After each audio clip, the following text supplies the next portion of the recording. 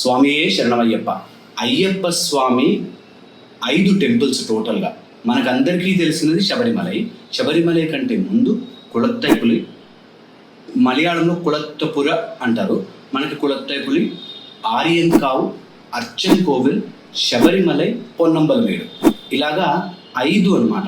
So ఎప్పుడైనా మీకు వీలు కుదిరితే ఈ 5 టెంపుల్స్ చూసి రావడానికి ట్రై చేయండి. లైఫ్లో పర్పస్ లేని వాళ్ళకి యాత్రని గనక ఇలా చేస్తే ఒక లైఫ్కి పర్పస్ వస్తుంది అని చెప్తారు.